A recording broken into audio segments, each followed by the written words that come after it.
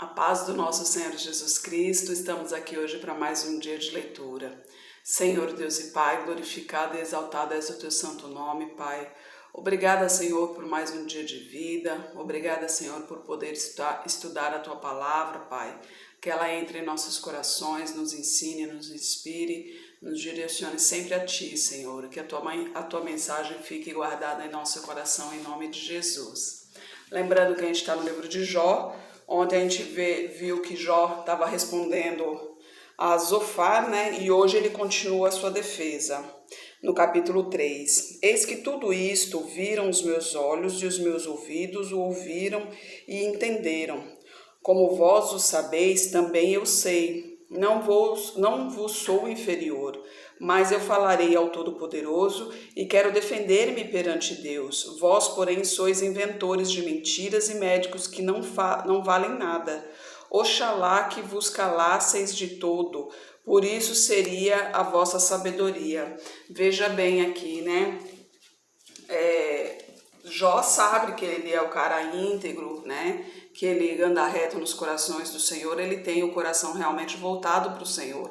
Quando tudo isso acontece, a própria esposa dele falou para ele deixar esse Deus e morrer, né? Mas ele se manteve firme no caminho do Senhor. E mesmo aqui os amigos falando contra ele está dizendo que aqui ele fala, né? Mas eu falarei ao Todo-Poderoso e quero defender-me perante ele. Então ele teve a ousadia de se defender perante Deus, né? Que ele anda nos caminhos do Senhor e ele fala, não, eu vou conversar diretamente com Deus. Ele tinha intimidade o suficiente para ter essa conversa com Deus. E é essa intimidade que a gente tem que procurar, né? Jó, desde o início, ele foi íntimo ao Senhor. Ele andava nos seus mandamentos, nos seus estatutos, ele ajudava quem podia, sempre sem interesse. Ele sempre teve seus caminhos guiados pelo Senhor e ele tinha uma intimidade muito grande com o Senhor. E essa intimidade era tanta que quando isso tudo aconteceu, ele tomou a iniciativa e falou, não, eu vou conversar com o Todo-Poderoso, eu vou conversar com Deus, ele é meu amigo, ele sempre cuidou de mim, eu sempre andei nos caminhos dele, a gente vai conversar, vamos saber o que está acontecendo, né? Aí no versículo 6, ouve agora a minha defesa e escutai os argumentos dos meus lábios. Porventura por Deus falareis perversidade e por ele falareis mentiras? Ou sereis parciais em favor dele? Contendereis por Deus? Ser-vos-ia bom se ele vos esquadrinhasse? Ou zombareis dele como se zomba de algum homem? Certamente vos repreenderá se em oculto fizerdes acepção de pessoas. Porventura não vos espantará a sua alteza e não cairá sobre vós o seu temor? As vossas memórias são como cinza, as vossas alturas como alturas de lodo. Calai-vos perante mim, deixai-me falar, e venha sobre mim o que vier. Por que razão tomarei eu a minha carne com os meus dentes e porei a minha vida na minha mão? Ainda que ele me mate, nele esperarei. Contudo, os meus caminhos defenderei diante dele. Olha só a convicção de estar no Senhor. Ainda que me mate, nele esperarei, né? Então, essa é a palavra de hoje, né? Esperar no Senhor, se acalmar no Senhor, né? Seguir os seus caminhos, que tudo que ele faz tem um propósito. A gente vê aqui na vida de Jó, né? Que Jó estava passando por toda essa doença, mas para provar que ele realmente é um servo fiel do Senhor, porque afinal de contas Jó tinha de tudo, ele era muito bem, né? Então ele só tinha motivos para agradecer, para adorar o Senhor, porque tudo era dado na mão dele, né? E Satanás viu isso e querendo cutucar, né, a situação, querendo mostrar para Deus que ele só era reto aos olhos do Senhor porque tinha de tudo. Então Deus permitiu que o Satanás tirasse tudo dele e só não tirou a vida, mas até a saúde ele tirou, né? Mas mesmo assim ele falou, nem que Deus me mate, eu esperarei no Senhor. Isso que é convicção no Senhor, né? Aí no versículo 16, também ele será a minha salvação, porém o hipócrita não virá perante ele. Ouve com atenção as minhas palavras e com os vossos ouvidos a minha declaração. Eis que já tenho preparada a minha defesa e sei que serei achado justo. Quem é o que contenderá comigo? Se eu agora me calasse, morreria. Duas coisas somente não faças para comigo. Então não me esconderei o teu rosto. Desvia a tua mão para longe de mim e não me espante o teu terror. Chama e eu responderei. Eu falarei e tu me responderás. Quantas culpas e pecados tenho eu? Notifica-me a minha transgressão e o meu pecado. Por que escondes o teu rosto e me tens por teu inimigo? Porventura perseguirás a folha levada pelo vento e perseguirás a palha seca? Por que escreves contra mim coisas amargas e me fazes herdar as culpas da minha mocidade? Também põe os meus pés no tronco, observas todos os meus caminhos e marca os sinais dos meus pés, envelhecendo-se, entretanto, ele com a podridão, como o vestido ao qual rói a traça. Aqui ele está se mantendo firme no Senhor, né? Ele está se defendendo perante o Senhor e perguntando para o Senhor qual é a minha culpa, né? Porque sempre quando acontece alguma coisa, a primeira coisa que a gente, quando vem alguma tribulação, né? A primeira coisa que a gente pensa é o que a gente fez de errado. Isso porque a nossa natureza ela é pecaminosa, a gente realmente tende ao mal, né? Então a nossa primeira atitude, nosso primeiro pensamento é exatamente esse: o que eu fiz de errado para isso estar acontecendo comigo? Só que muitas vezes é uma simples provação, e nessa provação a gente pergunta e Deus não responde porque ele não pode intervir. Satanás tem que ver por ele mesmo que esse é um servo do Senhor. Deus não pode intervir, falar, não, chega, não, você não vai tocar nele mais, porque assim ele não está dando o livre-arbítrio, né? Porque a pessoa teve de tudo, do bom e do melhor, seguiu a Deus. Então no momento ruim, ela tem que continuar seguindo a Deus, ela tem que continuar adorando a Deus, né? Então Deus não pode intervir e não permitir que isso aconteça. Tem que acontecer até mesmo para provar a Jó se ele realmente é um servo do Senhor por coração, por espírito, ou se ele é um servo do Senhor simplesmente porque ele vivia tudo em abundância, né? Aí aqui a brevidade da vida humana no capítulo 14. O homem nascido da mulher vive poucos dias e está farto de inquietação. Sai como a flor e murcha, foge também como a sombra e não permanece. E sobre este tal abre os teus olhos e abre entrar em juízo contigo? Quem do mundo tirará o puro? Ninguém, visto que os seus dias estão determinados contigo, está o número dos seus meses. Tu lhe pusestes limites e não viverá além deles. Desvia-te dele para que tenha repouso, até que, como jornaleiro, tenha contentamento no seu dia. Aqui está dizendo, né, que todos nós temos a vida já programada, o tempo certo, né? Quando a gente fala, fulano morreu de coisa besta, ele morreu, mas porque era a hora dele, né? E outros acontecem grandes catástrofes e saem ileso, às vezes com alguns arranhões ou às vezes nem isso. Mas é porque todos nós temos o tempo definido aqui na Terra. E esse tempo pertence somente a Deus. Então, lógico que tem alguns que o demônio atenta e acaba tirando a tua própria vida antes do prazo, né? Esses, infelizmente, aí só Deus mesmo para cuidar deles, porque a gente não sabe como eles faleceram, se eles andavam no caminho do Senhor, né? O demônio atenta àquele que... Então a gente não sabe se a pessoa realmente estava no caminho do Senhor e de repente ele foi iludido numa tentação ali e acabou tirando a própria vida. Então a gente não pode dizer que essa pessoa vai para o inferno ou vai para o céu, porque somente Deus para julgar. A gente não sabe o seu íntimo, como aconteceu, né? Aí a gente continua aqui no versículo 7. Porque há esperança para a árvore que, se for cortada, ainda se renovará, e não cessarão os seus renovos. Se envelhecer na terra a sua raiz e o seu tronco morrer no pó, ao cheiro das águas brotará e dará ramos como uma planta. Porém, morto o homem é consumido, sim, redendo o homem o espírito, então onde está ele? Como as águas se retiram do mar e o rio se esgota e fica seco, assim o homem se deita e não se levanta, até que não haja mais céus, não acordará nem despertará do seu sono. Aqui um detalhe importante, né? Jó reflete a morte como um sono, né? Então, quando a gente morre, é um sono profundo, né? Não há entendimento, não há lembrança, não há nada. E aqui fala, né, que não acordará nem despertará o seu sono, até que até que não haja mais céu, ou seja, quando o céu descer, né, quando Jesus vier, ele que ressuscitará a todo o povo, né? Aí no 13, Oxalá que me escondesses na sepultura e me ocultastes até que a tua ira se fosse, que me desses um prazo e te lembrasses de mim. Morrendo o homem porventura tornará a viver? Todos os dias do meu combate esperaria até que viesse a minha mudança.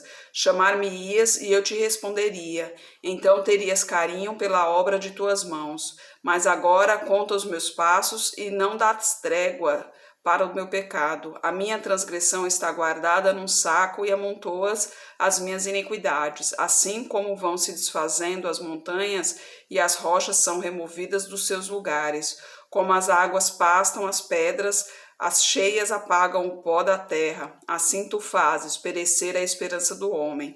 Tu para sempre prevaleces contra ele, e ele passa. Mudas o seu rosto e o despedes. Os seus filhos recebem honra sem que ele o saiba, ou ficam minguados sem que ele perceba. Ele somente sente as dores no corpo e chora por si mesmo, né?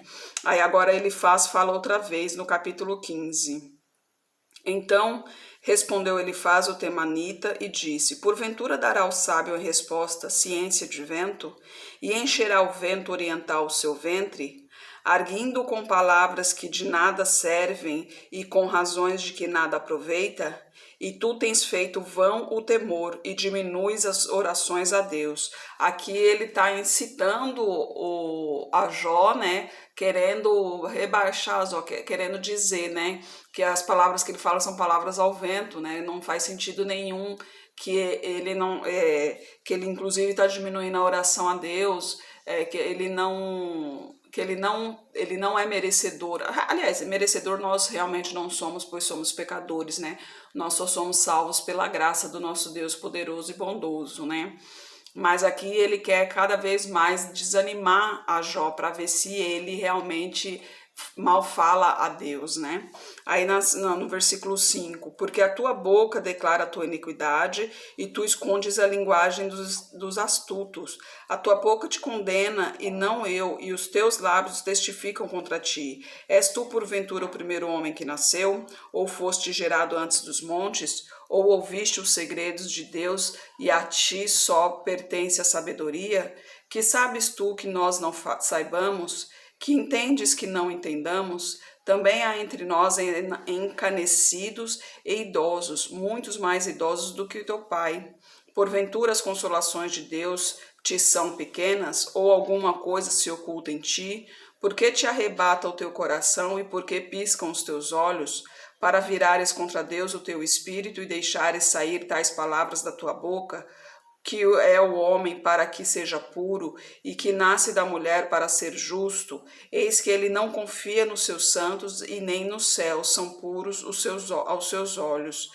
Quanto mais abominável e corrupto é o homem que bebe a iniquidade como a água, escuta-me e mostrar-te-ei o que tenho visto, o que os sábios anunciaram ouvindo-o de seus pais e não o ocultaram, aos quais somente se dera a terra e nenhum estranho passou por entre eles. Todos os dias o ímpio é atormentado e também se reserva para o tirano um certo número de anos. O sonido dos horrores está nos seus ouvidos, até na paz lhe sobrevém o assolador. Não crê que tornará das trevas, mas que o espera a espada. Ainda vagueando por pão, dizendo, onde está? Bem sabe que já o dia das trevas lhe está preparado à mão. Assombra-no a angústia e a tribulação, prevalecem contra ele, como o rei preparado para a peleja, porque estendeu a sua mão contra Deus e com Todo-Poderoso se embraveceu. Arremete contra ele com a dura cerviz e contra os pontos grossos dos seus escudos, porquanto o seu rosto ficou gordo e criou banha nos quadris, e habitou em cidades assoladas, em casas em que ninguém morava, que estavam a ponto de fazer-se montões de ruínas. não se enriquecerá, nem subsistirá a sua fazenda, nem se estenderão pela terra suas possessões, não escapará das trevas, a chama do fogo secará os seus ramos, e ao sono da sua boca desaparecerá. Não confie, pois, na vaidade, enganando-se a si mesmo, porque a vaidade será a sua recompensa. Antes do seu dia ela se consumará, e o seu ramo não reverdecerá, sacudirá as uvas verdes como as da vide, e deixará cair a sua flor como a oliveira, porque o ajuntamento dos hipócritas se fará estéril, e o fogo consumirá as tendas do suborno. Concebem a malícia, dão à luz a iniquidade, e o seu ventre prepara enganos, né? Aqui Deus, o pecado, nós já somos nascidos deles, né? Nós somos nascidos do pecado. Então a nossa luta é muito grande, porque todo dia é uma briga dentro da gente entre o bem e o mal, né? É aquela velha história, existe dois lobos dentro da gente, o lobo bom e o lobo mau. Qual vence? Aquele que eu deixar vencer. Então todo dia é uma luta para nós, né? A gente tem que, porque a nossa natureza é pecaminosa, nossa natureza ela realmente tende para o mal. Então a gente tem que tomar muito cuidado, tem que vigiar sempre, orar sempre, se permanecer firme nos caminhos do Senhor, e qualquer dúvida que tiver, buscar a Bíblia, né? Porque ela sim é nossa direção, ela é a palavra de Deus para nos inspirar, para nos ensinar, né? Como eu, por exemplo, né, que estou engatinhando ainda no Evangelho, não conheço muito ainda da Bíblia, então quando eu tenho alguma dúvida referente a algum certo assunto, eu vou no Google e procuro ali, faço a pergunta ali no Google e no final coloco na Bíblia, porque ali ele mostra, né, quais são os livros que falam sobre o assunto, e assim dá para a gente estudar melhor, dá para a gente aprender um pouquinho melhor, né? Aí Jó acusa seus amigos no capítulo 16. Então respondeu Jó e disse: Tenho ouvido muitas coisas como estas, todos vós sois consoladores molestos. Porventura não terão fim essas palavras de vento? Ou o que te irrita para assim responderes? Falaria eu também como vós falais, se a vossa alma estivesse em lugar da minha alma, ou amontoaria palavras contra vós e menaria contra vós a minha cabeça? Antes vos fortaleceria como a minha boca, e a consolação dos meus lábios abrandaria a vossa dor. Aqui ele está dizendo, né, que os amigos estão sendo duros com eles, né, mas se fosse ao contrário, né, Jó estaria apoiando eles, né, consolando eles, né. No versículo 6, se eu falar, a minha dor não cessa, mas calando-me eu, qual é o meu alívio? Na verdade, agora tu me tens fatigado, tu assolaste toda a minha companhia. Testemunha disto é que já me fizeste enrugado, e a minha magreza já me levanta contra mim, e o meu rosto testifica contra mim. Na sua ira me despedaçou e me perseguiu, rangeu seus dentes contra mim e aguçou meu adversário, os seus olhos contra mim. Abrem a sua boca contra mim, com desprezo me esbofetearam, e contra mim se ajuntam todos. Entrega-me, Deus, ao perverso, e nas mãos dos ímpios me faz cair. Descansado estava eu, porém ele me quebrantou. Pegou-me pela cerviz e me despedaçou. Também me pôs por seu alvo. Cercam-me os seus flecheiros, atravessa meus rins e não me perdoa. O meu fel derrama sobre a terra, fere-me com golpe sobre golpe, arremete contra mim como um valente. Costurei sobre a minha pele o pano de saco e cobri a minha cabeça com pó. O meu rosto está descorado e de chorar, e sobre as minhas pálpebras está a sombra da morte, apesar de não haver violência das minhas mãos e de ser pura minha oração. Ah, terra, não cubras o meu sangue e não haja lugar para ocultar o meu clamor. Eis que também agora a minha testemunha está no céu e o meu fiador nas alturas. Os meus amigos são os que zombam de mim, os meus olhos se desfazem em lágrimas diante de Deus. Ah, se alguém pudesse contender com Deus pelo homem, como o homem pelo seu próximo, porque passarão poucos anos, eu seguirei o caminho por onde não tornarei.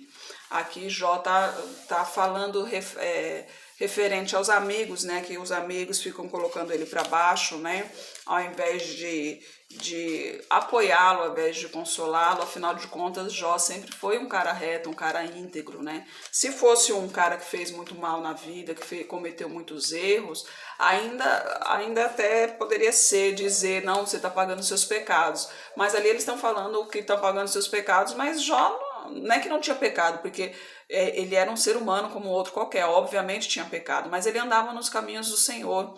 Ele sempre, inclusive, mesmo os filhos fazendo errado, sem saber o que os filhos estavam fazendo, ele fazia expiação pelos filhos, né? Ele fazia o sacrifício de expiação pelos filhos, fazia o holocausto pelos filhos, né? Porque ele não sabia, falou, não, se de repente fizeram algum mal, que Deus os perdoe. Ele intercedia pelos filhos, né? Como um pai faz, né, obviamente pelos seus filhos. Mas Jó andava sempre nos caminhos do Senhor, ele sempre procurava ajudar o próximo, sempre sem esperar gratidão, sem esperar nada, né, sem nada em troca. Então os amigos sabiam disso, né? Mas ao invés dos amigos fortalecê-lo, né, falando, não, se mantenha firme no Senhor, os amigos o desanimavam ainda mais, para fazer com que Jó realmente se desfalecesse, se esmorecesse e se afastasse de Deus, né? Ali era o Satanás tentando. Amanhã a gente continua com a fala de Jó, no capítulo 17.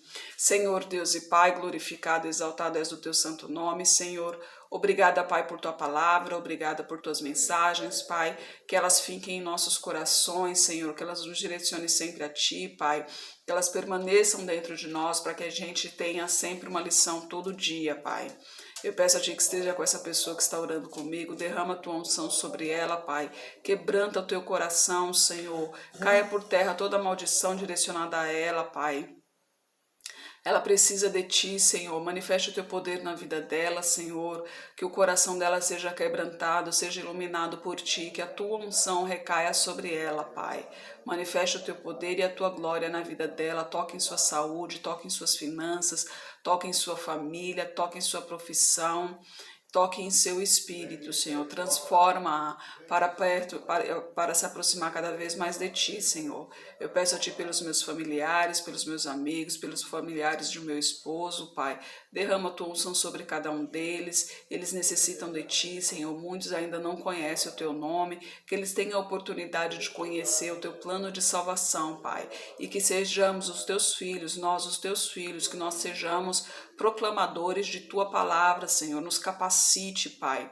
Nos forme de acordo com a Tua vontade, Senhor. Que o Teu Espírito fale através de nós para incentivarmos cada vez mais a busca pelo Teu nome, a sede pelo Teu nome, pela Tua glória, Pai. Eu peço a Ti pelos nossos governantes, derrama a Tua unção sobre cada um deles, Pai, proteja-os, Senhor, direcione-os, Pai, que o Senhor esteja no coração de cada um deles, para que a luta deles seja pelo povo e para o povo, Pai, esteja na nossa liderança política, que os Teus anjos, Senhor, que os Teus anjos fazem proteção ali ao redor de cada um deles, os guiando, tocando em seu coração, Senhor, que o Teu Espírito Santo entre no coração de cada um, amolecendo o coração de cada um, para que eles se voltem para Ti e lutem pelo Teu povo, Senhor. É o que eu oro em nome de Jesus. Amém. Que Jesus Cristo esteja em seu coração e que Deus abençoe.